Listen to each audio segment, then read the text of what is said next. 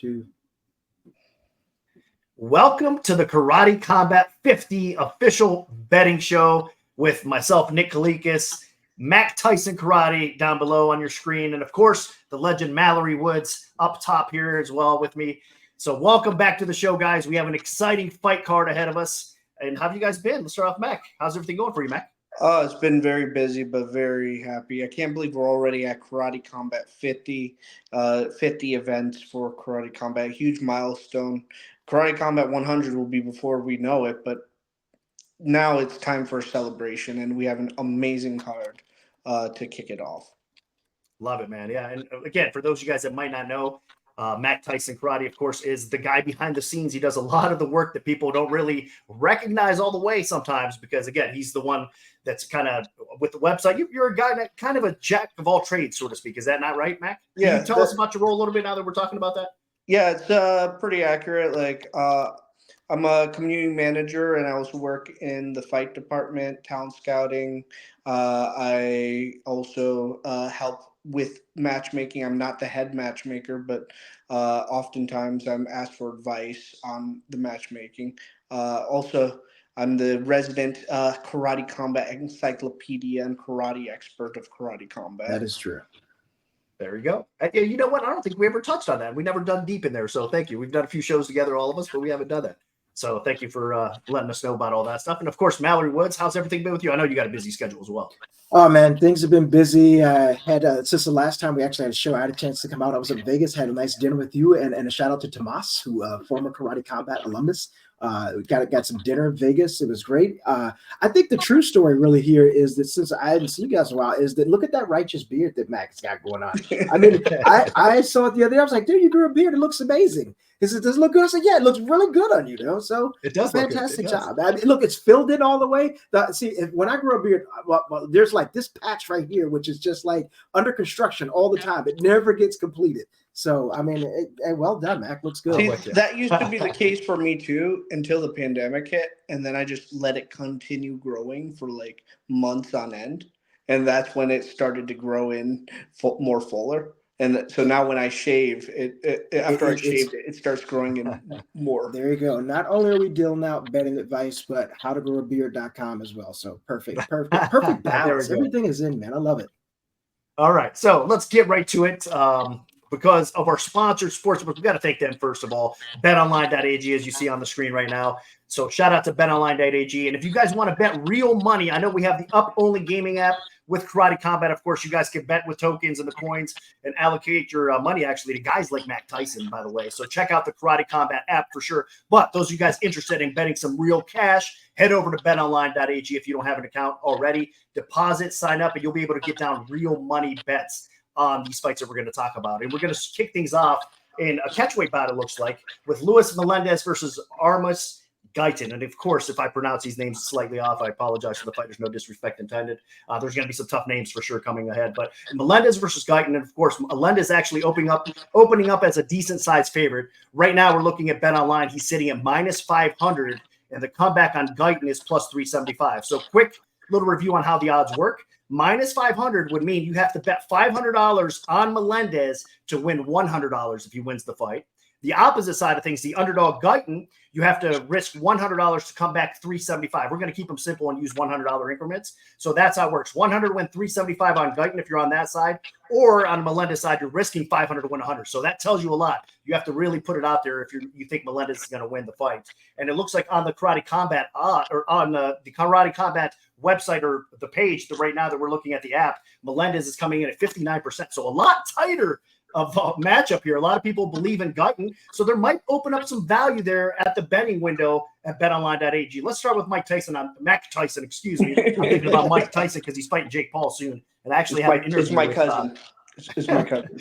I have an interview about that fight tomorrow, by the way, so that's why it's kind of fresh in my head. But Mac Tyson Karate, let's start off with you. Right now, Melendez is a big favorite at betonline.ag, but a close favorite on the Karate Combat app. What do you think about this fight?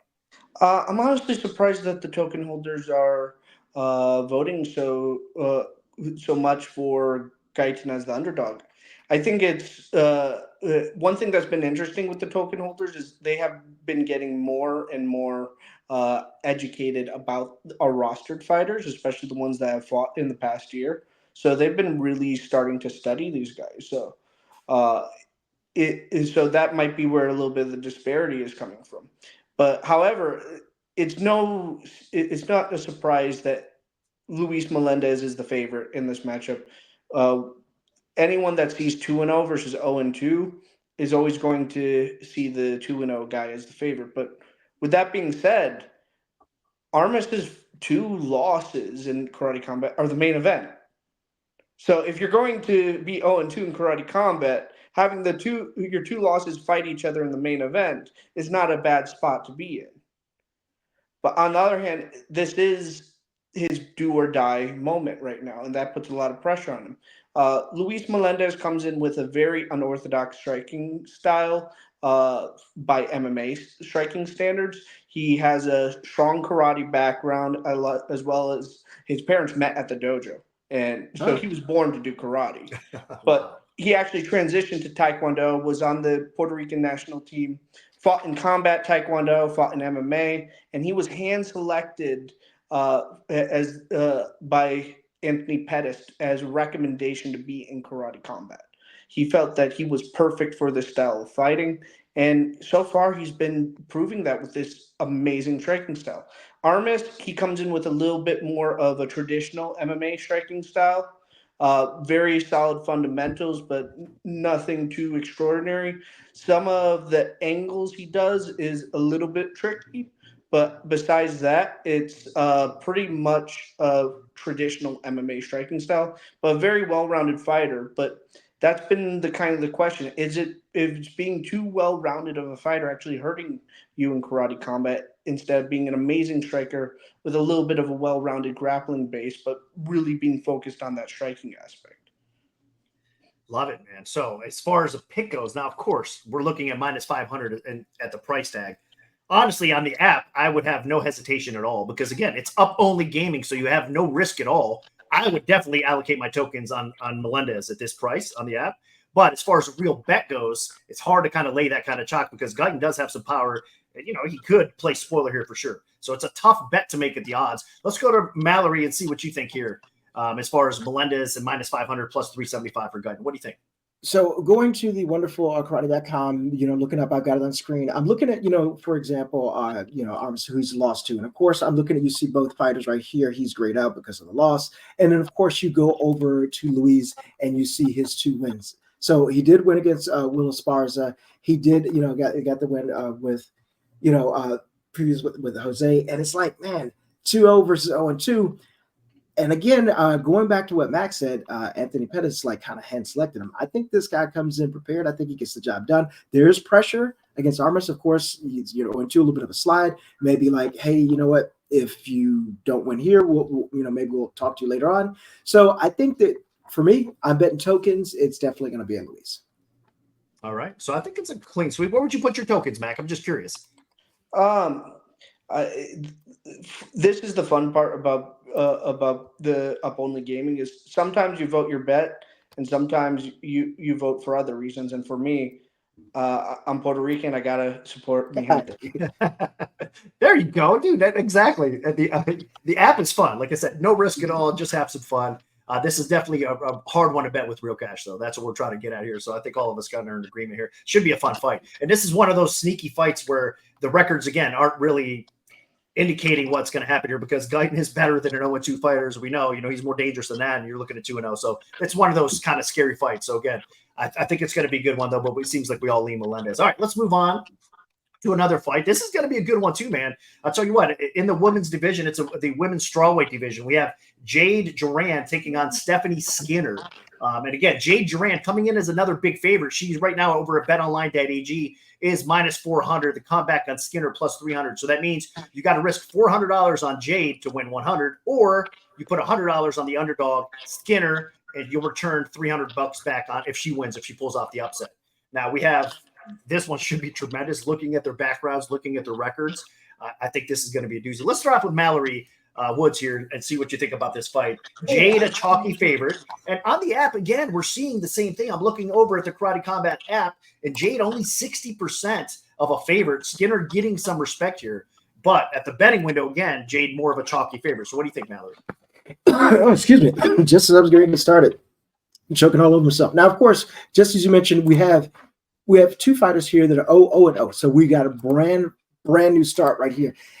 The tricky thing is, like, for example, it's almost, I don't want to use the overused term as a coin flip right here, but, you're like, we don't know anything about either fighter. So, we both know that there's their first entry into the pit, and a lot of things can happen here. And also kudos to Karate Combat to get more ladies involved. I know that there's been an ask for that.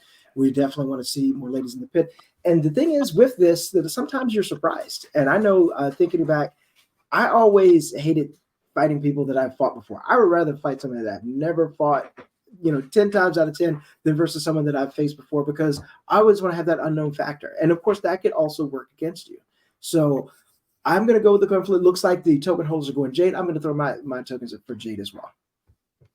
All right. I like it, man. I mean, like I said, from the background, from everything, I got to talk to Mac Tyson Karate a little bit yesterday. We went through this fight. Of course, before I send out my opening odds to the sports books, I always pick Mac Tyson Karate's brain because, man, this guy knows these fighters better than anybody. So, of course, I'm going to lean on him. So I got some inside, scoop kind of into his brain and the way he thinks about this fight. And I'll tell you what, Karate Combat, I mean, signing both of these ladies, absolutely, I think this is a win-win for sure because, again, Skinner being even a glory veteran, kickboxing veteran, which is high-level kickboxing, as we know. And Skinner's a true striker at best. She's got some MMA experience, but her strength definitely is her striking. So, Mac Tyson, what do you think about this one? It's a great fight. I think I'm actually happy to hear that Skinner is not as big of an underdog as I thought, because I thought a lot of people, especially what you've seen on social media, a lot of people underestimating Skinner. They think that this is Jade Duran's fight to lose, basically, because Jade Duran has all the hype coming in. Big signing for Karate Combat. She is a she fought in Bellator kickboxing. In her debut at just 19 years old, she knocked out a high-level kickboxer with over 80 professional fights. She has a lot of experience in the Waco kickboxing scene, full contact K1 rules. So also some of that American kickboxing experience, which transfers over really well to Karate Combat, since kicks tend to score higher in Karate Combat's rule set. But Stephanie Skinner, she's kind of been in this position before. I believe it was her Glory debut where she fought Becca Irwin, that young up-and-comer prodigy, and she was kind of brought into that fight to let Becca Irwin shine. While I believe Becca Irwin won that fight, it was a much tougher fight than anyone gave it credit for. Stephanie is a much higher level fighter, striker, than people are giving her credit for, and that's why I think a lot of the token holders at an underdog rating are willing to put their tokens on her for that potential upset. I like it personally myself. On the app, again, another spot where when there's a discrepancy like this, and I'm seeing minus 400, which, by the way, minus 400 represents about 80% chance for her to win. The implied odds on Jade at the sports books right now are 80% chance she wins this fight. And you're looking over at Jade, and it's only 60% on the app. So for me, it's automatically I have to bet Jade, and I have to put my tokens on Jade. I have to allocate some because, again, there's a discrepancy there. I get it. Maybe we're wrong, and maybe Skinner's going to come in here, and the app, the token holders right now are a little bit sharper than the bettors out there. I don't know. But regardless, as a bettor's mindset, I see the discrepancy. I got to lay a little bit of chalk if I'm getting a reduced price, and that's kind of what I would do with the app. So for me, my tokens would read on Jade here to win this fight. You guys think that there's a chance of an upset, though? Do you guys see anybody see Skinner actually pulling it off?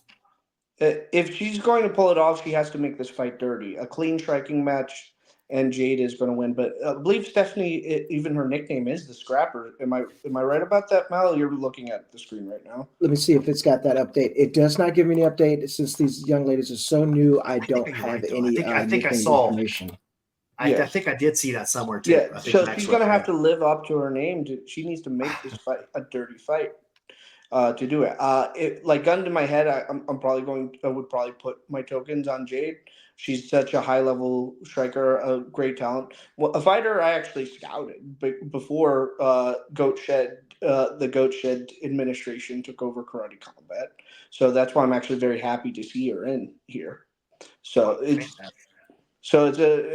Jade is a great talent. Like if she gets this win, she transfers over to Karate Combat's rule set as well as people think she is going to do. She's going to be a real threat in this division. And it looks like, honestly, she's got the looks, and if she's got the skill to go along with it, which we expect, I mean, from what, her background is, whatever, she could be a huge star one day. You know what I mean? If you have the personality and everything, well, let's see how she performs. So she goes out there and wins a fight, and with everything else coming from Goat Shed and everything, that camp ends up pushing their fighters relatively well. They get a lot of recognition, popularity. So, I mean, we could see a star in the making get off to a good start right in front of our eyes. But the other hand, Skinner pulls off the upset, man. She's going to be a tough out, it sounds like, moving forward as well. So I'm really looking forward to this fight. Sounds like it's another hard one, though, to bet at the betting window as far as real cash goes. I don't know if I would lay the chalk on Jade because of all the respect that we're giving towards Skinner. So I would not lay it price at the betting window, but I would on the app. All right, let's move on to the next fight. Let's go. Oh, another good one, man. Another Goat Shed product fight here. Loxby Mataval. How do you say it? Can you pronounce it for me, Matt? Loxby Montalvan, I believe. Montalvan. Okay, there we go. It's on the screen for you guys as well.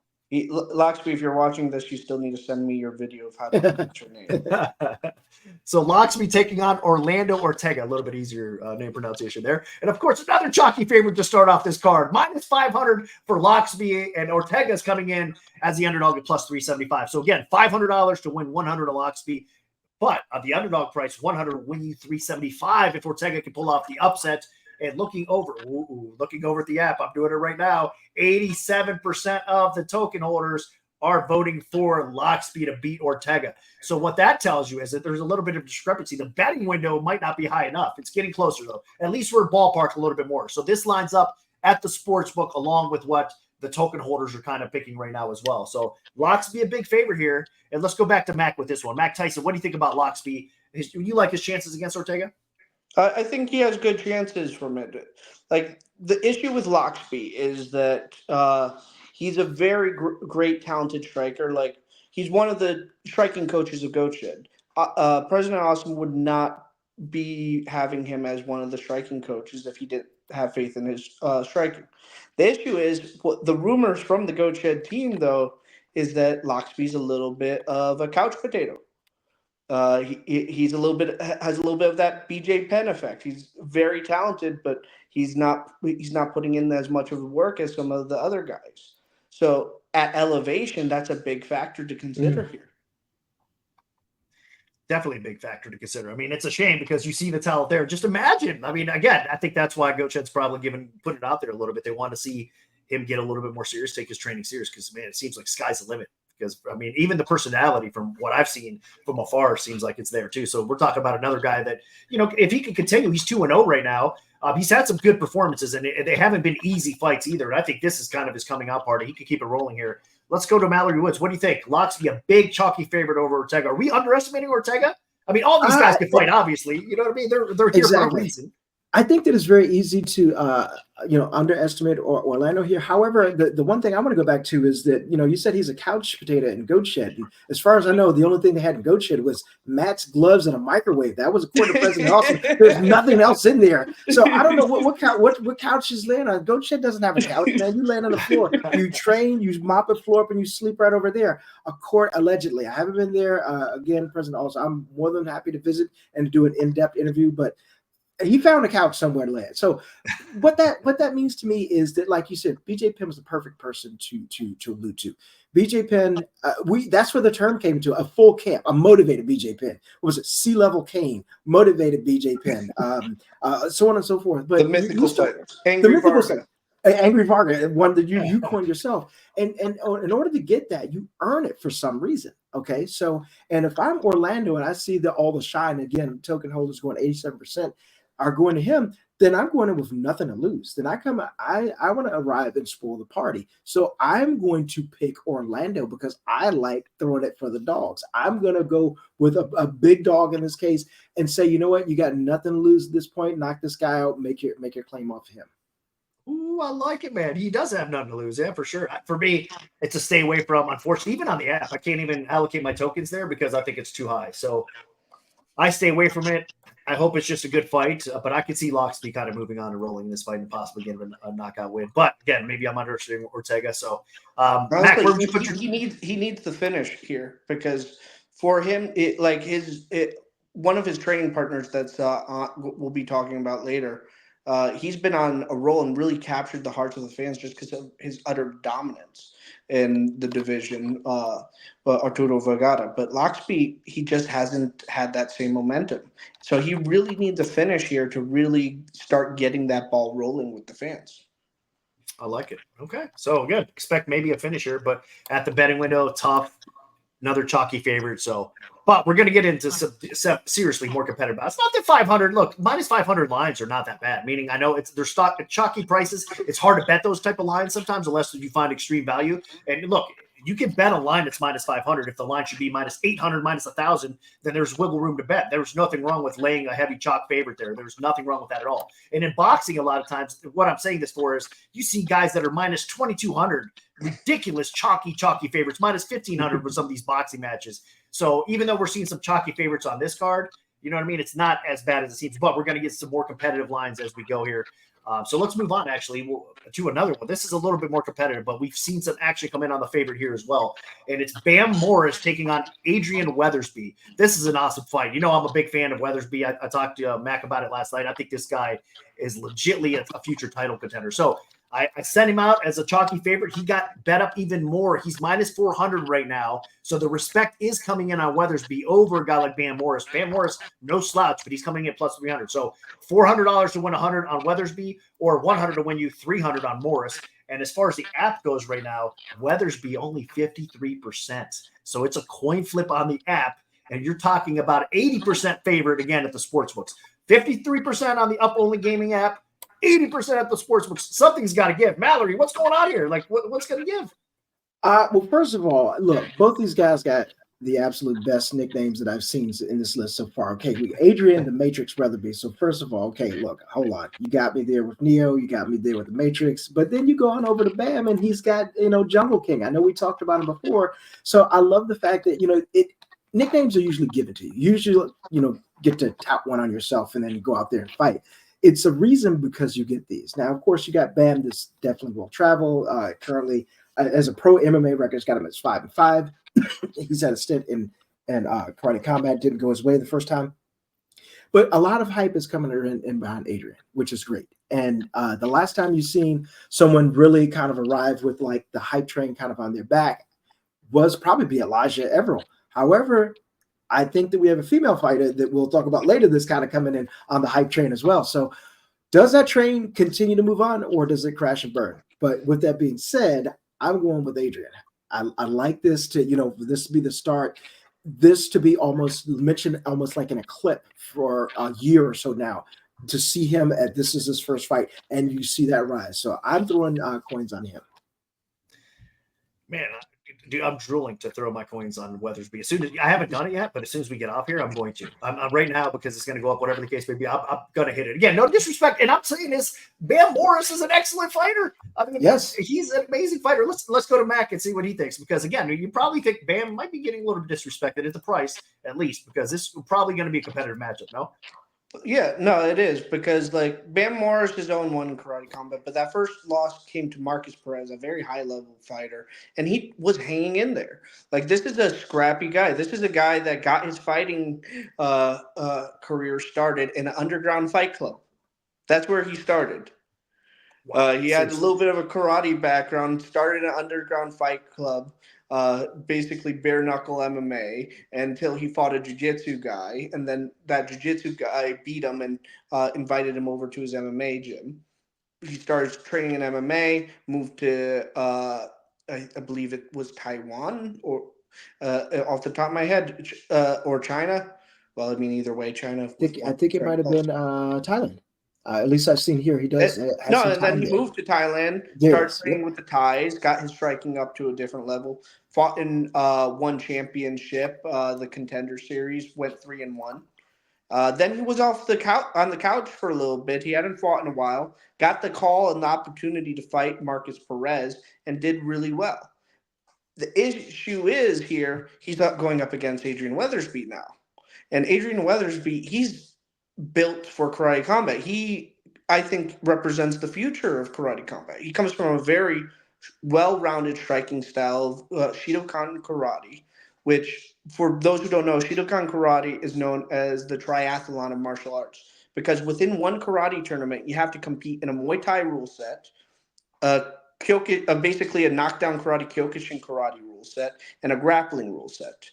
His coach also has a background in American kickboxing and judo, so that also adds to his striking repertoire, but also gives him some access to some belt takedowns, which is an aspect of the meta that hasn't really been explored. So Adrian Weathersby is already ahead of the curve within that aspect of the meta. He is perfectly suited for this, and on the regional kickboxing scene, he's been very dominant. It's just now with karate combat that he can finally get to that next level with these higher level challenges like Van Morris. I think this is going to be a fight that challenges Adrian Weathersby. And if he can pull off this win, I think we will see Adrian Weathersby evolve before our eyes in this match. Man, love it. You got me really pumped for this fight because, yeah, I agree completely with what you're saying. I think Weathersby could be a future champion, and his background is incredible. But again, not easy test here with Van Morris with all the experience that you just talked about as well.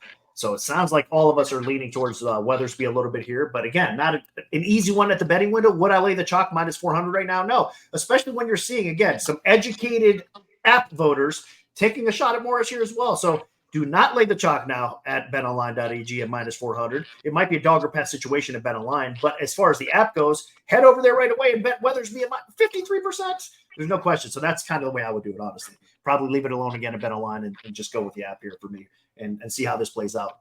All right, let's keep things rolling here a little bit. And the next fight, actually, we'll go with the order. I know this might be a little bit out of order according to what the poster is, but you guys mind if we go with the website and what the app has right now? And the app is Aline Pereira. Of course, Alex Pereira, the UFC champion, the guy that just looked amazing again, coming up with a huge win. Never heard of the guy. No, what is it? The guy that single-handedly been carrying the UFC in his back this entire year. 3 title defenses in 175 days, which is absolutely insane. If his sister hits like he does, there are going to be some fireworks in Salt Lake City.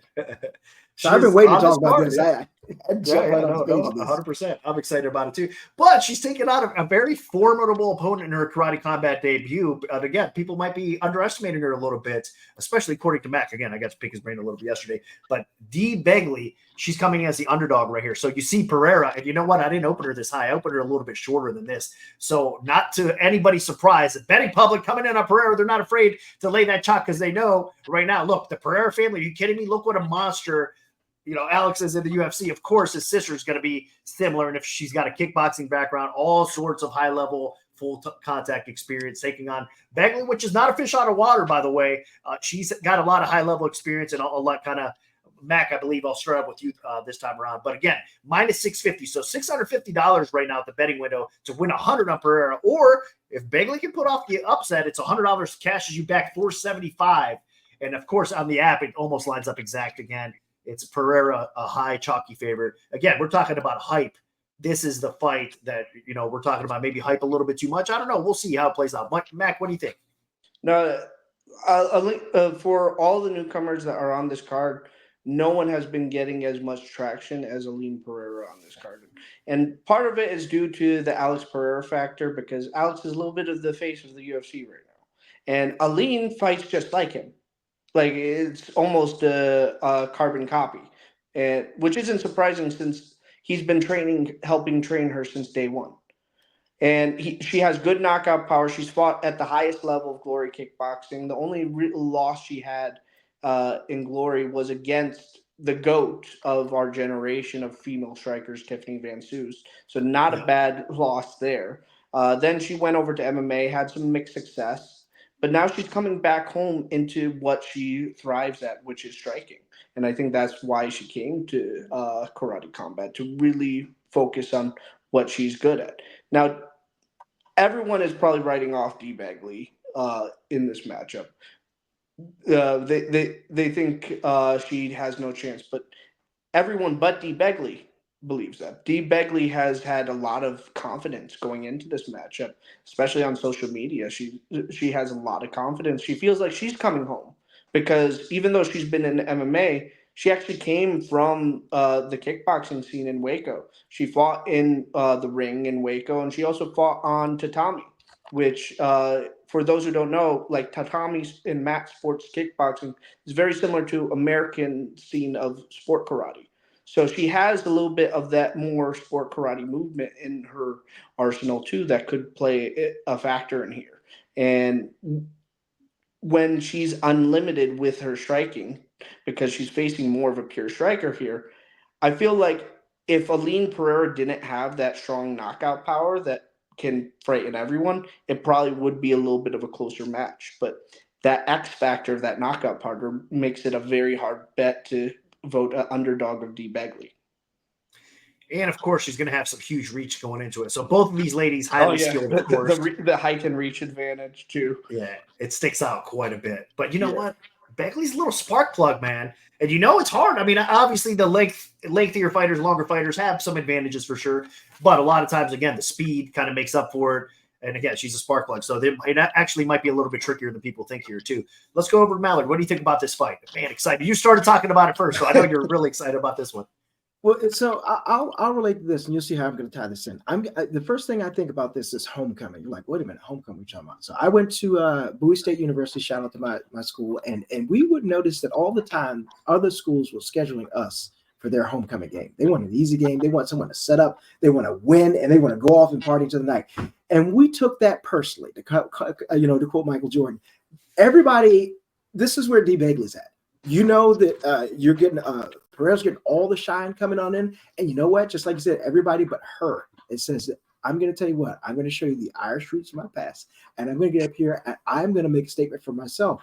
It depends on the competitor here. If you come in and you take this personally, I'm being brought in to lose. I'm being brought in to be a stepping stone. And if you take that personally to the dojo, to the gym, to the kickboxing ring, every single time you go to train thinking that this is the only reason they brought me in, you're going to come in there and you're going to have a fight on your hands. Because sure, the entire world is thinking that you're going to be brought in to be a stepping stone, but it's what you believe in, the size of that dog that's in you. So that depends. That is really what's going to tell this fight right here. And man, it wouldn't be a complete reversal of fortune that, next time we're talking about, hey, D. Begley derail Pereira on our opening, However, of course, you have this big number right in front of you. So I would sit this one out if I was throwing real cash. Coins, maybe play around and throw some Begley's way if you got something to spare.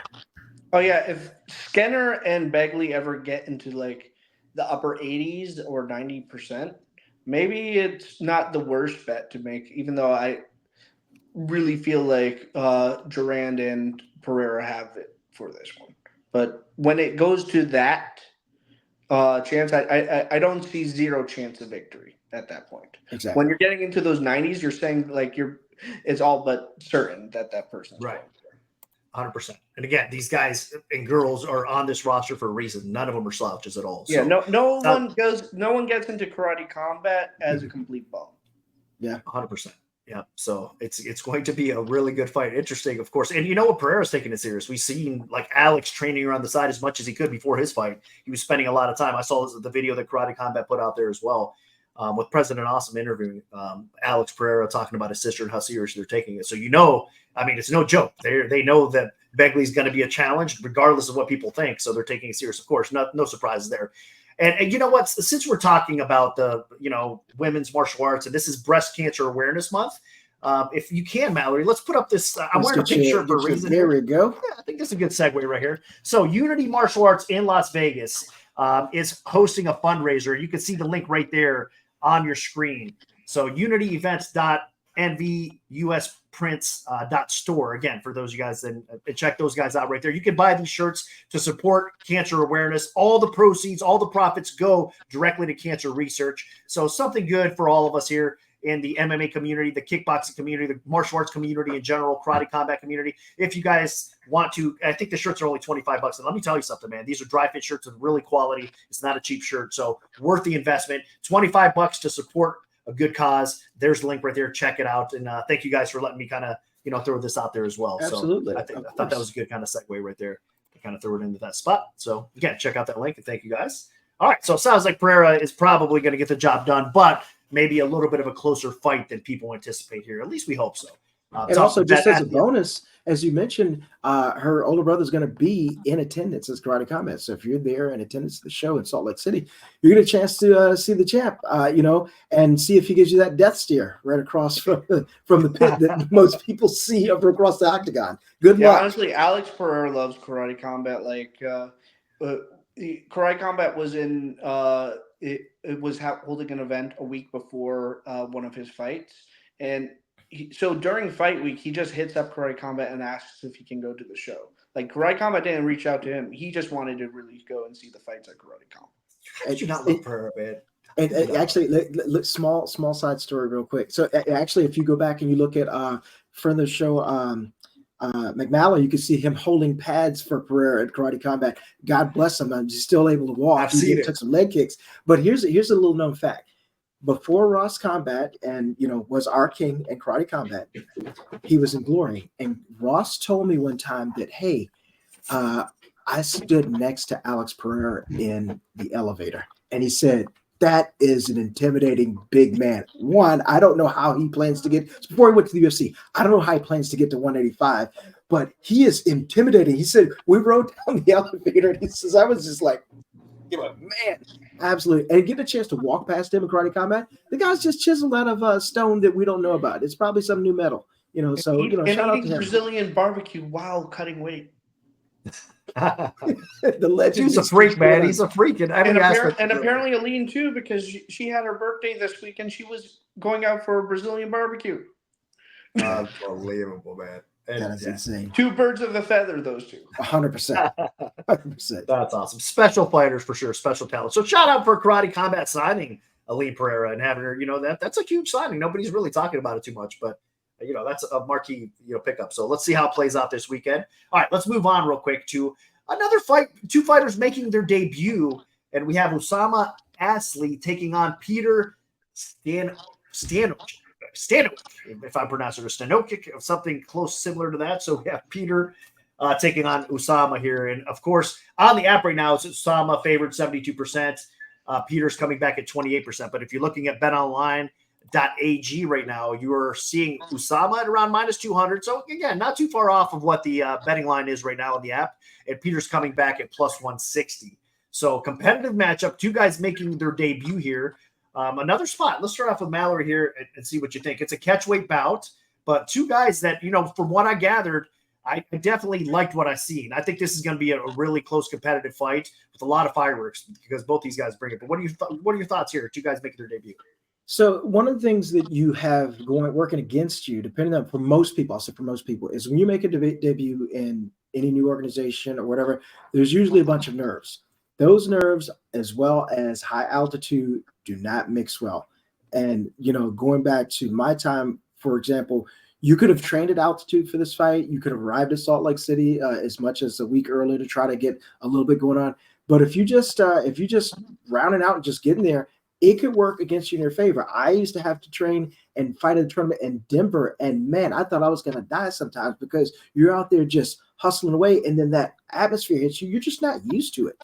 So nerves, altitude, who's going to be able to calmly control themselves, say, wait a minute, hey, I finally made it to here. Now let me make a good showing, and also deal with the altitude. I still think I'm going to go with Usama on this in terms of just edge. I like what the token holders that got up at 72%. It's right here, and I'm looking at, they're just, what do they know that we don't know? So I think I'll stay along with that train as well. Yeah, because again, a lot of information out there on these guys. I mean, well, you can look. They got some fights available on YouTube, of course, that you guys could check out. But I mean, again, there's not a ton out there as far as digging overly too deep, especially in the Usama side. But let's throw it to Mac real quick. What do you think about this fight? Obviously, it's going to be good. I mean, minus 200 at the sportsbook means we're expecting a really competitive fight.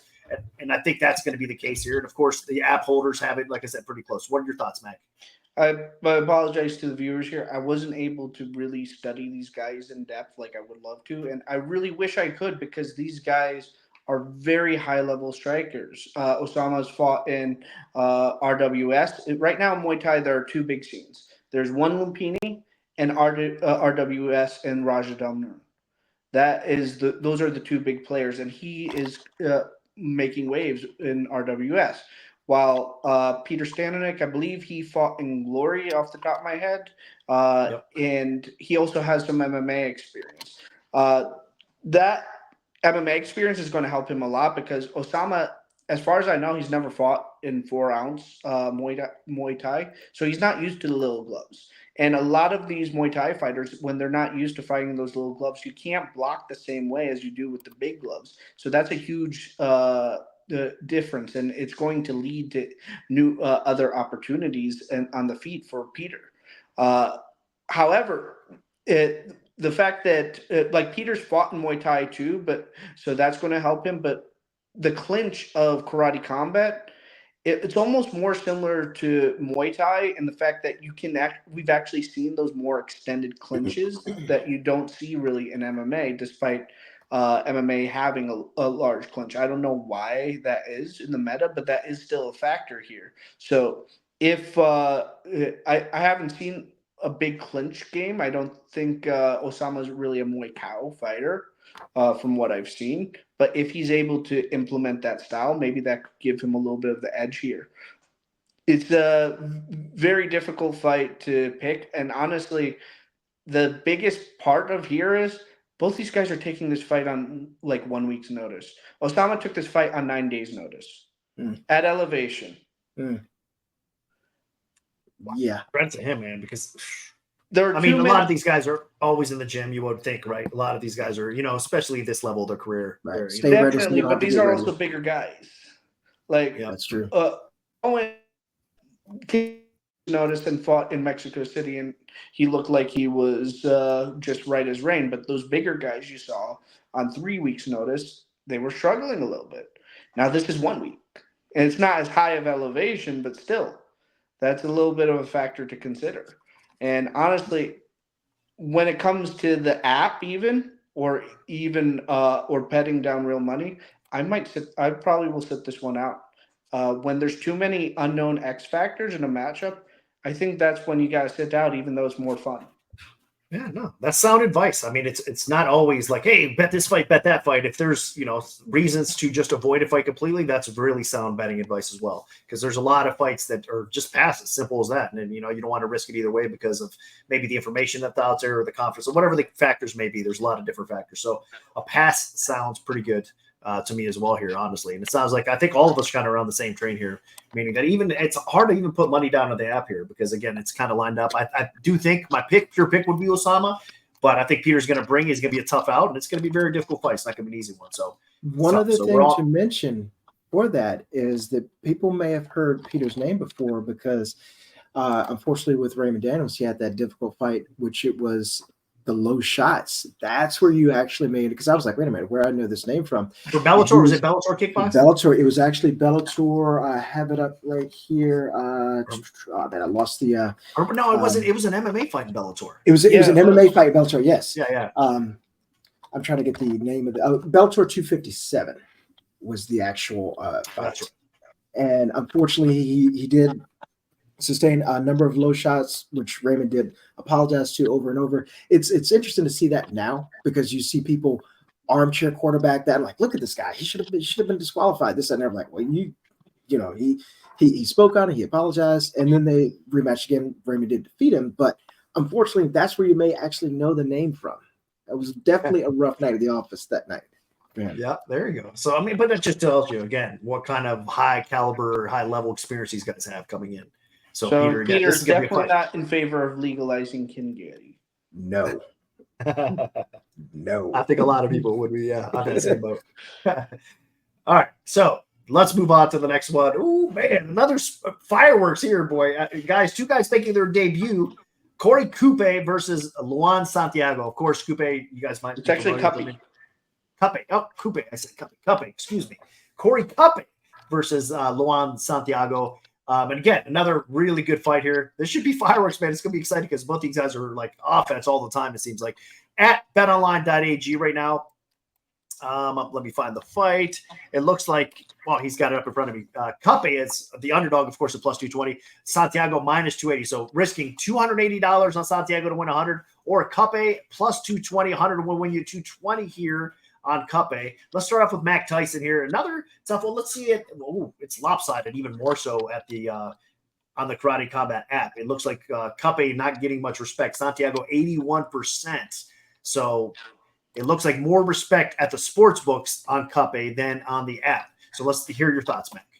I wonder though if I'm a little bit to blame for that, because I made a really good highlight reel of just knockouts from Luan Santiago that I posted. I saw earlier, yes. Yep. Yeah, so I'm wondering if I kind of edged out that for the token holders. Thumbs on the scale, man. Yeah. No, I mean, the guy's a monster, though. You're right. He's dude, he looks impressive. No, he's very impressive. But I feel like Corey CUPE, we haven't seen how good he is. Because in MMA, like, this is his sport. He comes from sport karate. He's transferred over really well to MMA, but he's such a good striker with that sport karate background. Everyone just keeps trying to take him down. He's very good off his back. He's won some fights off his back, but he's also lost quite a few fights off that back. And we really haven't been able to see how good of a striker he is because of that factor that they just keep on wanting to take him out. Now he's going to be coming home. The pit is very similar to tatami, which is what he's used to. He's going to be able to move as well as he can be. This is the perfect platform for him. The issue is that he's fighting Luan Santiago, who is just a monster, former Brave champion, real, like he's Conor McGregor with that missile of a left hand. And he also has that karate background because he has a black belt in Shotokan karate and a brown belt in Kyokushin karate. So when it comes to that distance management, like that timing and distancing game that Corey CUPE is used so well, it's not on the same level as Corey CUPE, but he knows that game too, which helps set up his offense. So it's going to be an interesting fight. I think this is one of my favorite fights.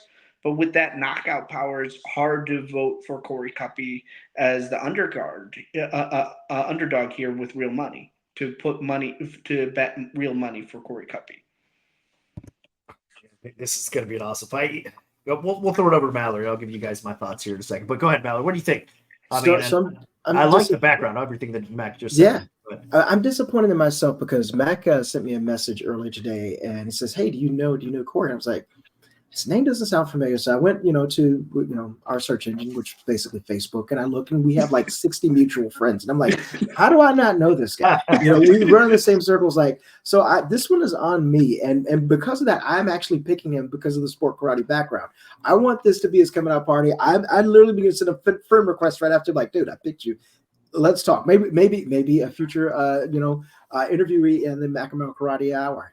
That maybe we get some more backstory. But we know a lot of the same people, and I'm like, man, I've been in the same place with this guy before, and somehow just never met him. But I like it. A lot of things. We talk a lot of sport karate, obviously with Raymond Ross, Elijah. We've got Robbie, et cetera, bringing those skill sets early. Then adding on, the ground, some of the kickboxing, having that skill set really could, pay dividends early. On the other hand, like you said, Mac, you've got someone out here that you made an absolutely demolished video for, and there's a reason why you did that is because he did all those things. So, but I'm still going with Corey on my pick. I like it. For me, I'll go with Santiago only because, I'm with you. I hope I'm wrong here a little bit, but it's the durability factor, I think. If I'm not mistaken, I don't think Santiago's ever, with all the experience in MMA, with a full contact, I don't think he's ever been knocked out. And unfortunately, CUPE has, and he's got some, there's some footage of him out there getting knocked out as well. So I think the durability factor, I think Santiago's got a little bit of a better chin, but this is going to be fireworks. And CUPE has such a good offensive attack that he could definitely catch anybody, put anybody out. So that's what makes it a little bit dangerous for me. And so I hope CUPE pulls off the upset here, but my head tells me it's going to be Santiago's durability that's going to come through. So and I don't also, pick Santiago. honestly, Santiago, like one thing I had to that I included in that highlight reel that like I think a lot of people didn't really notice is his instincts. Like the danger of the blitz and why it's so dangerous for CUPE is the fact that the negative effect of it is, one, if you get countered when you're blitzing in, you're just running into a punch now, so that amplifies the damage. But also the check hook is also a good weapon against the blitz. And one thing you saw Luan Santiago does, like Santiago can blitz too, but he has such good instincts that someone tried to check hook him as he's coming in, and he just leaned back out of the way. Yep. That's really hard to do. Mm-hmm. Like, Mal, imagine when you're blitzing, stopping mid blitz and leaning back and avoiding a strike. How high level that is? That is high level. That might be some Bailey Murphy type of stuff. There's a little teaser for anybody who's never heard of that guy before. Go look that up. Really? I haven't heard. I should be ashamed of myself. I haven't heard of Bailey Murphy, but now I'm going to check him out. I think we might see him in Karate Combat one day. Honestly. Oh, really? There's some hints. There's some hints there. There we go. All right. So yeah, I mean, it sounds like all of us. You know what? At the betting window, whatever the case may be, even let's see where the app is. Did we? Yeah, we did mention it was 81%. Sorry, that's right. Honestly, I would probably take a stab at CUPE on the app too. I would put my tokens on CUPE because at that underdog price a little bit. So it's a dog or pass situation. I think, even though I'm saying I think Santiago is probably the more durable fighter. And as far as a pure pick goes, I would pick Santiago. But you're talking about where the value is, and as far as the app, it's showing you there's value in CUPE because he has a better shot than what the current odds, whatever the case may be, indicate. So it's probably a dog or pass situation for me as well. I would start considering putting tokens on CUPE like high 60s, low 70s, because then that's where I feel like the underdog vote balance of like that return is really where your token money is going to be at. Okay, it's sitting right there. Yep. So it sounds like you're on board with that as well. Yeah, CUPE coming in right now. Only 19% of the people are picking him to win. So seems like that's a little bit too much disrespect for sure. Definitely. All right, let's move on to the next fight, which is at welterweight, and it's two, again, MMA veterans that a lot of people know for sure. There's no question about it. Brandon Jenkins, and of course, he's now a karate combat vet, almost more than anything. He's fighting karate combat so often, it seems like.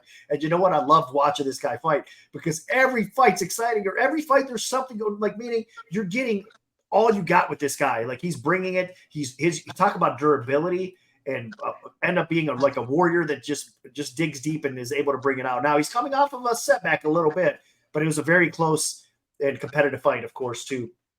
He still says that he won that fight. Yeah, I mean, a lot. There's some you could definitely argue that fight. A lot of people back and forth for sure. Joe Giannotti, though, making his karate combat debut. Of course, he's a former Ultimate Fighter veteran. A lot of people know him because he's been on the MMA scene, capturing titles left and right. More kind of a grappling style in my, for my memory, whatever the case may be. But I had to go back and watch some recent footage, and I'll tell you what, Giannotti could be a problem, man. His boxing's really coming along quite well. And again, with that length kind of that he has, I think this fight's another fight that's going to be surprising. It's going to be some fireworks. So right now, Jenkins minus 160 to come back at betonline.ag on Giannotti is plus 130. There's been some two-way action here because Jenkins did get bet up right away at betonline, and now you're seeing some dog action come back on Giannotti as well. So this should be a popular one at the betting window. And actually, Jenkins, it's kind of lined up here as well on the app. Jenkins 58%, Giannotti 42%. So for me, again, Jenkins is one of my favorite fighters in karate combat because of what he brings to the table. He's always ready to go. Doesn't matter. He'll take on all comers, and you get an exciting fight. But there's respect on the debuting Giannotti here. Let's start off with Mallory here. So what do you think about this fight? I think this is going to be one of your more fun fights in karate combat. Like you said, all the time, Brandon Jenkins brings an exciting fight. But then you got Joe over here, whose nickname is Skeletor. Okay, first of all, time out. If you didn't grow up in the 80s and didn't get to go with the Masters of the Universe, He-Man, Man at Arms, Ram-Man, I can go on for days. First of all, he's rocking a Skeletor. Grew up with the reruns. So you got reruns. I got them live. No DVR, no VCR. I had to get home and I had to watch them. So you got a guy with the awesome nickname. I think this is going to be one of the more exciting fights. This is one everyone unconsciously picks a fight. If you're at an MMA event or you're watching an MMA event, you're like, you know what? That's a bathroom fight. I'm gonna head out. If you like tobacco or any other lit, thing that you could smoke, you go take a break right then and there. You're like, hey, I'm good. I'm taking a break. Do not do this for this fight. Do not. I think this is going to be absolutely fun. Honestly, just quick side note though, it's so there are rarely ever bathroom fights in karate combat. When I've been at events and I had to use the bathroom, I just start streaming it on my phone while I'm waiting for the bathroom. Because why? Because it's available free right on YouTube, which is another great plug for karate combat. And also, if you didn't know that, if you see all the people by the pit, you notice they always have their phones up there. That's because Karate Combat allows you to use their content right away. So you could host your own live stream of karate content right there at the pit. Hey, you can go back over to Mac Mallory's place. You can have your phone right there. You can focus in on Andre, Pitbull, and of course, he smacks the phone right away. And then you see the ref landing like a ninja picking the phone up. That happened live at Karate Combat.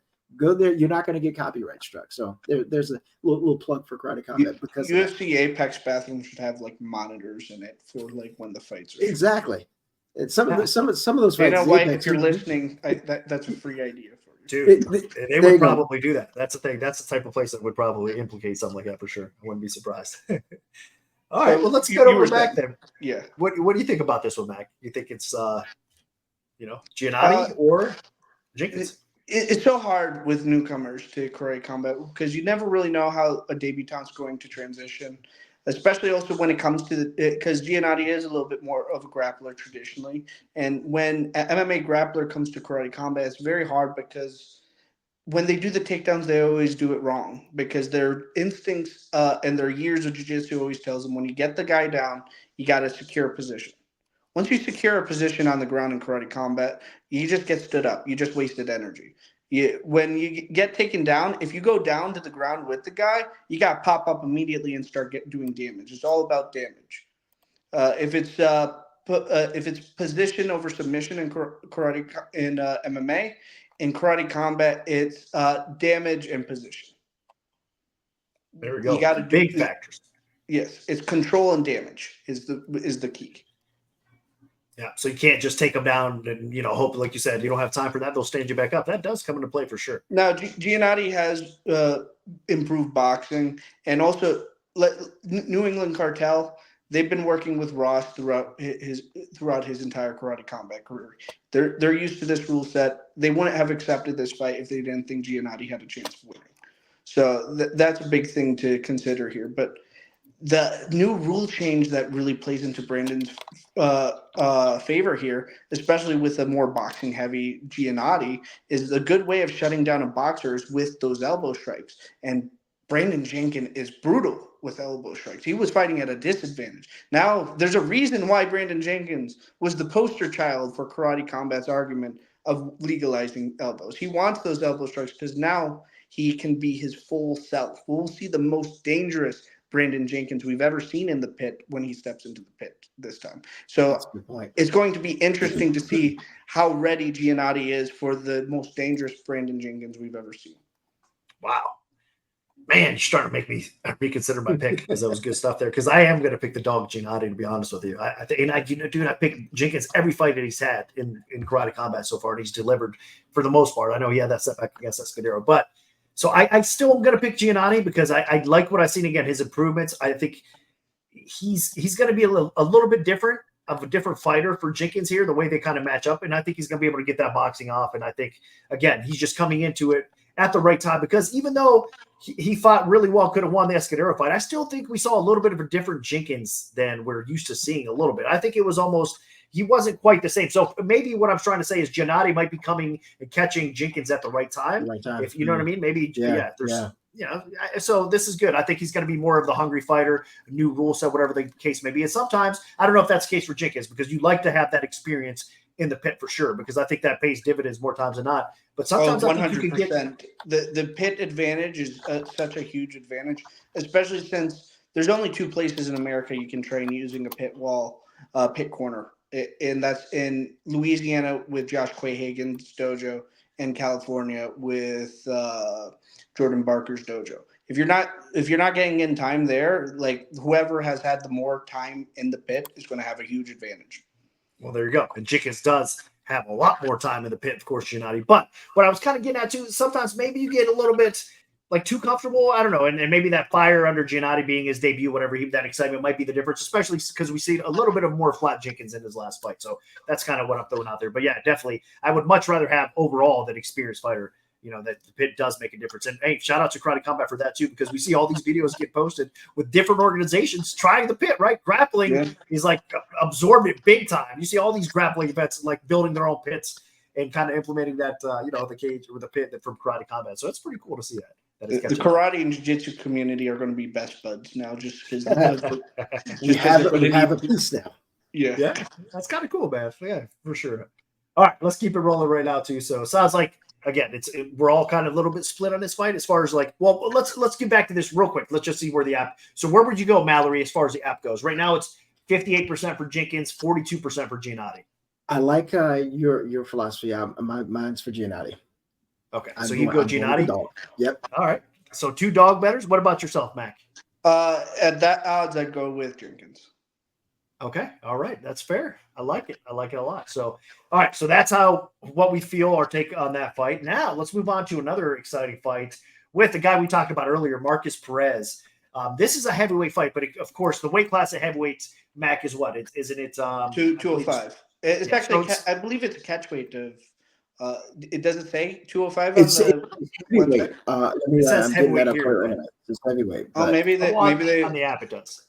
Maybe they agreed on the heavyweight, because I remember originally it was supposed to be a catch weight. But I might as well just jump into it right now. Marcus Perez's original opponent was supposed to be Theon De Vries, a high-level kickboxer, top 10 kickboxer in the world by Beyond Kickboxing. Shout out to them. If you want to know anything about kickboxing, go to beyondkick.com. But anyways, that was the original opponent.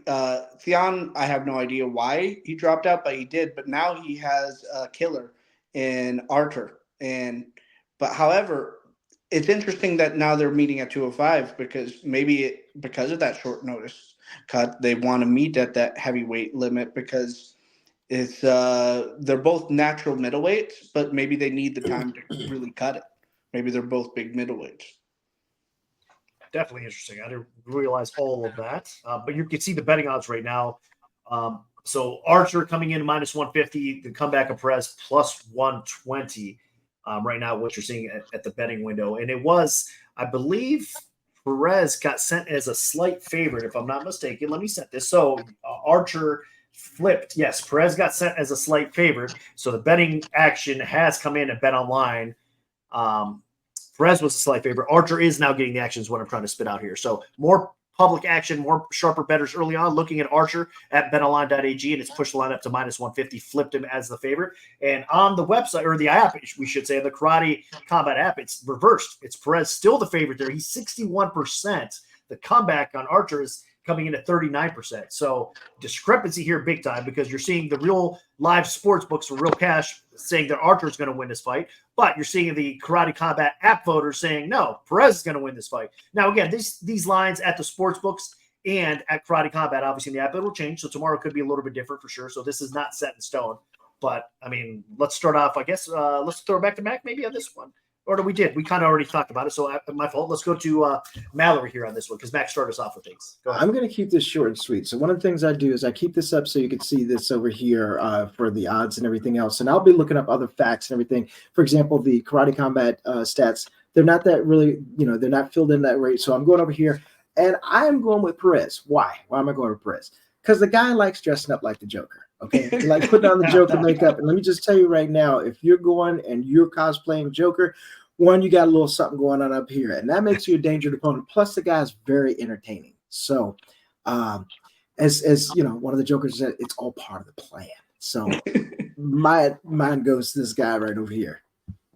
All right. I like it. I like it. He's a dangerous fighter for sure, Perez. And again, he's coming off a pretty solid win. We were talking about Bam Morris being a legit opponent for Weathersby earlier. Well, he's coming off a win over Bam Morris. So, I mean, Ian Perez, of course, the UFC vet. He's just a well-rounded guy. It doesn't matter where the fight takes place. Of course, this is a karate combat pit, so it's not like he's going to be able to grapple or submit people. But at the same time, they ground and pound everything across the board. And he's got that pit experience already. He's got that one fight in the books, and it was a good fight. Archer, though, man, he seems the part. I mean, if you look at this guy on tape, his kickboxing, the striking of this guy is unbelievable. I mean, he looks very dangerous. He's a heavy hitter for sure. So I think this is going to be an all-out war. It's not an easy one for me to pick, to be honest with you. I've kind of been going back and forth. So I can understand the discrepancy because we're seeing the app voters, again, pick Perez, but if the sports books are going the other way. So it's a difficult one for me. What I would do personally, okay, I would go Archer on the app because of the discrepancy there, right? So I would put some tokens on Archer. And then at the betting window, I would probably bet Perez slightly there. You know what I mean? So I would put my real money would go on Perez, but the app I would bet Archer here. So what do you guys think? Mac, what would you put your money and your pick? I think that's fair to put money on Perez as the underdog because when it comes to karate combat, he's transitioned so well into karate combat. Like there's some guys that like they need a couple of fights to really get used to this rule set and the pit. Marcus Perez was learning the karate combat meta and growing it mid-fight.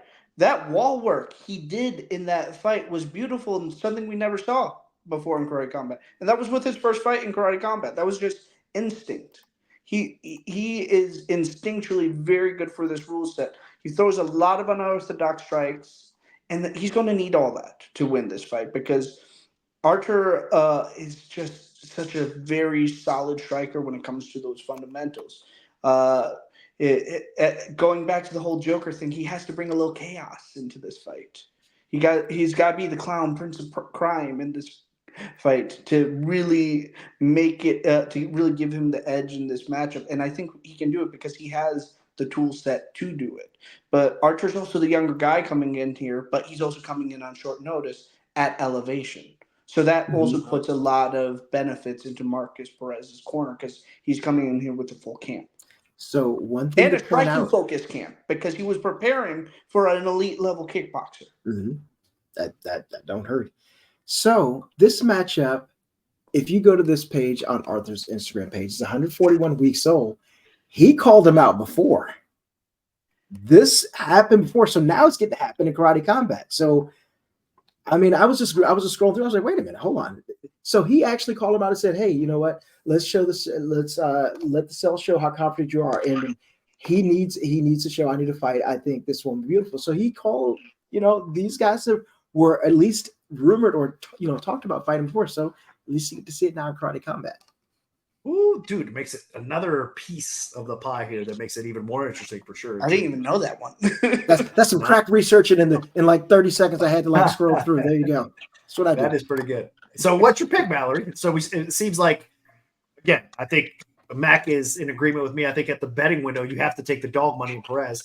So, what would you do as far as bet online goes with the pricing right now? You know what? Like you said, chaos. The Joker is. So I would throw tokens so and even a little real. Maybe throw Hamilton on there. You know, that's still money. I'm conservative with my bets for real money. So, but yeah, I would go for this.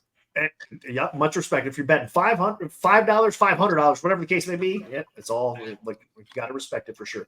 All right, so another good fight for sure. We'll see how that one plays out. Let's move on to the co-main events. And another guy we were talking about earlier that's been getting a lot of attention because he's just been destroying everybody put in front of him. Of course, the goat shed fighter that Mac was mentioning earlier, Arturo Vergara, coming in at -300, taking on Safarmamed Akhmedov. So again, I've pronounced that wrong for sure, 100%. But Akhmedov coming in +240, so $100 wins you $240 if he gets the upset. Or Vergara, who's been on an absolute roll in karate combat that looks like he's never going to lose a fight as good as he's looked so far, which obviously is almost impossible because of the high level that there is. But I'm saying that's how dominant this guy's been. So Vergara coming in at -300, and I'm looking over at the app as we speak, 88% of voters are picking him on the app right now. So again, I'm not surprised, man. You're looking at 1-1. Akhmedov has 2 fights in karate combat, controversial one.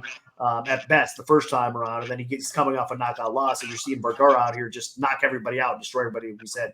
So as far as the public goes, just on paper, whatever the case is, Mac and I talked about this a little bit yesterday, not surprising at all everybody's going to be on Vergara, but might be closer than what 88% right now indicates, or again, at the betting window, you're seeing it a little bit closer, minus 300-ish. I think that's more of an accurate number, to be honest with you, but let's start off with Mallory here. What do you think? Vergara has been on a roll, man. Does he get it done again?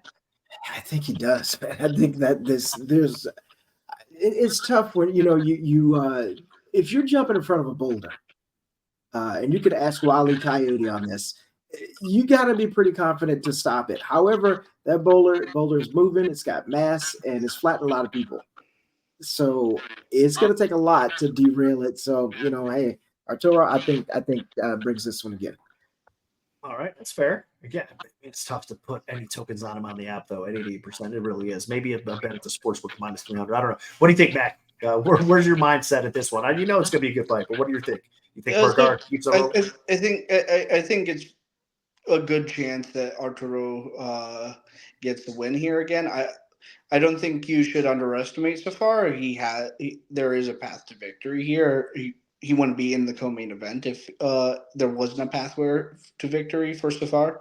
And honestly, when it comes, he's fought twice in the pit, and the type of striker that Gustavo is, like, even though he doesn't have the Makoko karate flow, as Arturo likes to call his style, he still has a similar unorthodox striking style that would be the best prep.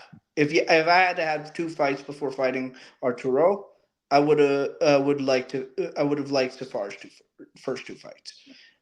For Arturo, it's hard to pick against him. He has all the momentum going in here. And honestly, if you're buying into the hype train and you think there's 0 chance of Arturo losing this fight, even at 88%, I'd put tokens on him just because you still get some return if he wins. All right, there you go. Obviously, we all think he keeps it rolling, so there might be some value. Seriously, minus 300 at betonline.ag, maybe worth a little bit of a bet there. We'll see. It would be hard to believe that Vergara loses this fight, but at the same time, a lot of times what we see, and we kind of disrespect, I know from like the UFC betting community, whatever the case may be, a lot of times you see a guy get disrespected. He's coming off a loss and he's fighting this undefeated guy that's looked like him. And it's a lot of times it plays out different than everybody expects. You automatically count the guy out saying, hey, but like Max said, he's in this co-main event slot for a reason, and he could definitely play spoiler here because he's got enough power and technique to obviously do that. So everyone thought that Juliana Pena was a lamb out to slaughter for Amanda Nunes in the first yes, fight. Indeed. That is a good thing. She was enough.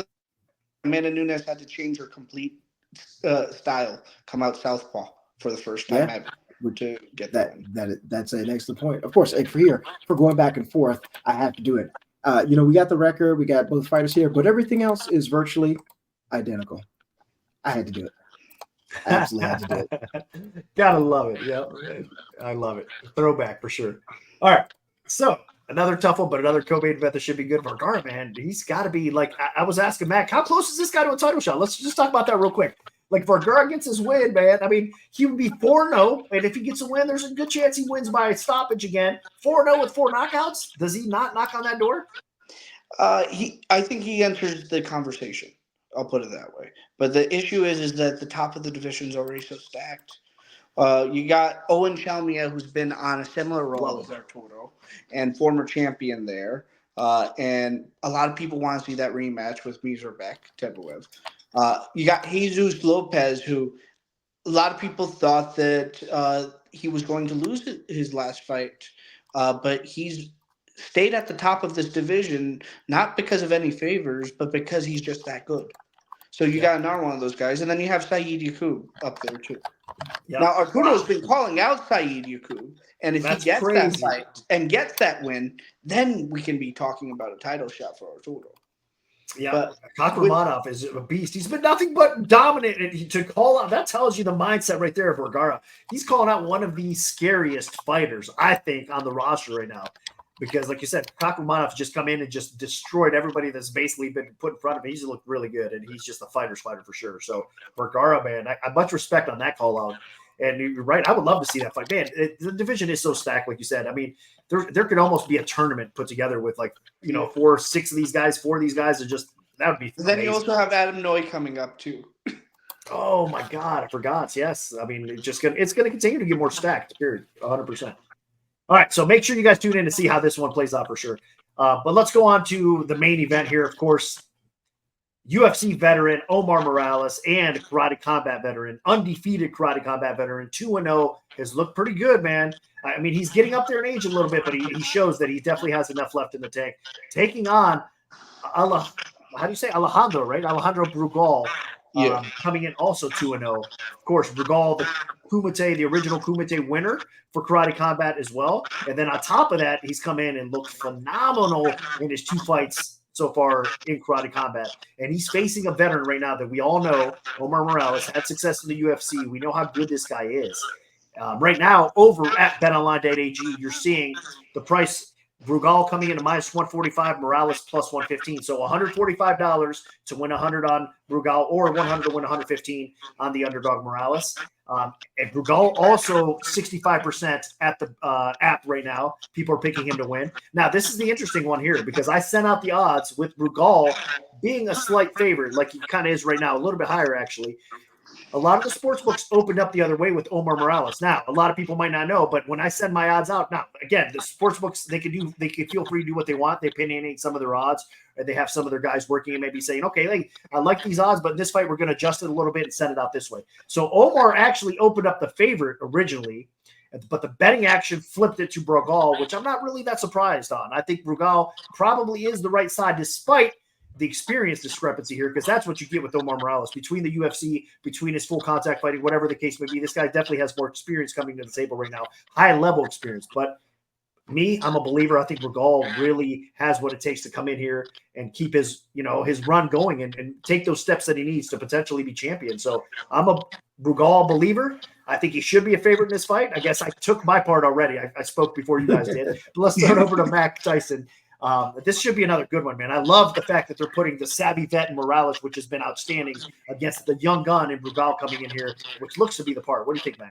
Yeah, and we talked about Armas earlier on. I think that was basically like actually, no, we know that was the gauge, because on the One More Round podcast, President Awesome came on and literally told Alejandro they made that matchup with Armas kind of to gauge if he was ready for this step, because I don't blame the sports books. Like, Alejandro is undefeated as an amateur in MMA, undefeated in the Kumite, which was Karate Combat's amateur rule set.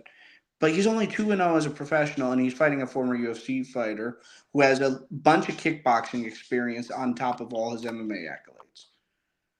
That's a lot of experience. Like, it's really a youth prodigy versus the experienced vet in this matchup. Yeah, because really, I mean, let's face it, there's probably not much Morales hasn't seen in his fighting career. You know what I mean? So Brugal's going to have to, bring something maybe a little bit different to the table. But that being said, I think he's got it, man. He's a special fighter, so I wouldn't be surprised. Let's see what Mallory thinks. What's your take on this fight? What a main event we have, man. Different. For sure, I think it's a little bit outside of the box. And why I'm saying that is because I think a lot of people might be surprised about this headliner, because maybe Brugal is not quite a household name compared to Morales, because Morales, obviously, as far as public goes, he's the name that more people are going to know. But I love the matchmaking here. So what do you think, Mallory? Well, I think that they did a great job in terms of setting these guys up for a collision. It's tough. This is hard. I think I gotta, looking at this again, I gotta go Brugal. I think that just edges out. I mean, but the tale is going to be told on that Friday night. I think that, man, I'm just looking back for the past 3-4 fights that we just did are all just like bangers in my book. If it's hard to, say which way you want to go, left or right, then I think it should be a good fight. And I got to go Brugal on this one. Just by an edge, just a slight edge. That's what the odds are saying, though. Again, we're talking about -145 right now for Brugal. So very close. It's almost a coin flip type of fight is what we're seeing here. And again, the app guys, 65%. So, they have a little bit more confidence in Bregal. But you know what? I'm not surprised, because what you're seeing with Bregal, he's kind of a homegrown product for Karate Combat, which obviously Morales is, again, Karate Combat veteran, but you really truly have a homegrown guy. So I think the backers on the app are going to want Bregal to come through, because they want, they want to see their boy, look, we can compete. Karate Combat can compete amongst the best right here. It doesn't matter. Bring on whoever you want. It's kind of one of those situations where I think a lot of the Karate Combat token holders have a lot of pride too. So I'm not saying it's only pride, though. There's skill that goes along with that for sure. 100%. No, I think that kind of factors. I think the other factor is MMA math, or in this case, karate math, and the fact that they both fought Armas, and Alejandro knocked out Armas, and while it went to a decision with Omar. Honestly, that's been kind of the issue with Omar, is that, personally, I've enjoyed his fights, but when you think back about him, you can't really think of any really key spectacular moments. They were just kind of good fights. They weren't. It didn't feel like anything special. While Alejandro Bregal, he's had all the shine. He's been knocking everybody out, and his striking level has been increasing immensely, because he's also in MMA. He was a grappler. And you saw that also a little bit in the Kumite, with him being able to take anyone down at will. So that's also a little bit of the X factor here too, was, do we see Alejandro bring back that wrestling? Because Alejandro, in the interview with One More Round, says he just kind of want to bang with the guy. But if the takedown is there and you can get off that ground and pound, it might be the smart money to really do that and get off that damage, especially now that he doesn't have to worry about a time limit. But Omar here, he's been prepping and studying Alejandro for all these fights, because in Alejandro's debut, he knocked out Omar's training partner. That'll get your attention. So he's out for blood here. He wants to prove that there's levels to this. You're jumping up too quick. You knocked out my guy, but now you're facing the final boss. Whoo! Storyline. It just gets better, man, for sure. 100%. What a fight this is going to be. So again, for me personally, I will still lay the chalk. I think Bregal gets it done. So at the betting window, I would lay 145. I think the line should be a little bit more, because I think he's going to get that knockout. I really think the durability here, I think he's going to get the biggest win of his career, and Bregal will be more of a household name after he defeats Morales. But maybe I'm underestimating him a little bit. And Morales, again, what the experience and what Mac just said, he's been studying this guy with the chip on his shoulder. Man, that kind of makes it a little bit scary for sure. But for me, it's Bregal for sure. It sounds like we're all basically on the same page. So I know Mallory picked him straight out. You picked Bregal. I'm picking Bregal. I mean, straight out a pick for Mac, just to be clear. What do you think? Would you pick Bregal or Morales? I worked so hard on the Kumite, I can't pick against a Kumite guy. All right, that's fair, and it's being honest as well. So, all right, then we're definitely rooting for Bregal again. But no disrespect to any of these fighters that we picked. No, I'm a fan of Omar. I like his slam system. I hope to see more people from his father's dojo in Karate Combat one day. I think Shidokan Karate is one of those other dojos that is built for Karate Combat and can lead to a future pipeline of talent to this organization. Omar's kind of leading the way for his people right now. Love it. Well said. Well said. So that's it. I mean, it's a stacked card from top to bottom. A lot of fun fights for sure. A lot of money to be made. And so if you guys do not, I mean, if you're listening to the show, you probably have the Karate Combat app. If you do not, what are you waiting for? Go to karate.com, download the app, whether it's, of course, on the iPhone or Galaxy, whatever the case may be, at Android, they have you covered. And it's fun. Even if you're not betting real money, sign up for the app. I mean, I don't know if they still do it, but I'm pretty sure you get 88 tokens or whatever it is when you download the app sometimes. Yeah, I believe that's tokens still preloaded. I believe it's still 88. Eventually, they're going to be lowering that, but for now, it's still 88. Well, take advantage of it. So download the Karate Combat app for sure. Yep. And then if you guys, again, don't have an account at betonline.ag, they are one of the best sports books in the world. There's no question about it. They've been around for a long time, reputable sports book, and they're giving Karate Combat fans some love by letting us bet real money too. So head over to betonline.ag and support those guys. And of course, don't forget about the Unity link that we put on earlier. So rewind that. I think it was a Pereira fight that we were talking about. Oh, you put it on right there again. There you go. So again, a good cause. Thank you, Mallory. Appreciate it. But a good cause to support, again, for cancer research. So hit that link and maybe buy a shirt. It's not that bad, $25. But again, proceeds go for cancer research. It was a good cause. So thank you guys. Incredible shot. I had a lot of fun, man. I love doing these shows with you guys. Oh, Yeah, so thank you very much. You learn every time for sure, and I'm sure a lot of viewers out there will as well. So until next time, for Mallory, for Mac Tyson Karate, I'm Nick Kalikas. Let's win some bets this weekend. Enjoy the fights. We'll see you next time.